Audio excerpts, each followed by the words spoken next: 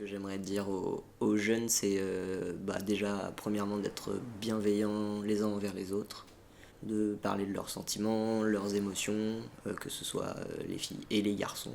On éduque beaucoup les hommes à pas parler de leurs émotions et à tout garder pour soi, et à des moments ça explose. Ou en tout cas, même si ça explose pas après, dans leur vie adulte, ils savent pas parler de leurs émotions en tant qu'adultes.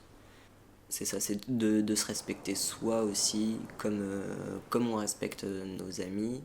L'idée de poser ses limites, de réussir à poser ses limites. Et c'est vrai que c'est pas forcément évident, mais pour moi ça fait partie du respect de soi-même aussi. De, D'arriver à se respecter assez pour poser ses limites. Et c'est aussi un peu ça que je dis quand je dis de. Enfin, c'est à ça que je pense quand je dis de se considérer nous-mêmes comme un de ses amis. C'est qu'il y a des choses qu'on va pas accepter que quelqu'un fasse à nos amis, et pourtant on les accepte quand c'est fait à nous. Et c'est la question, c'est pourquoi, effectivement, pourquoi on n'arrive pas potentiellement à poser ces limites-là.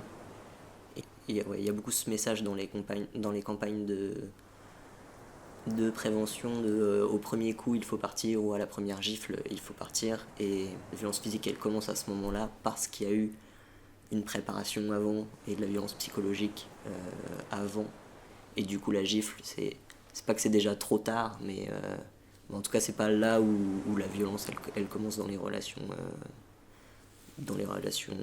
amoureuses en règle générale.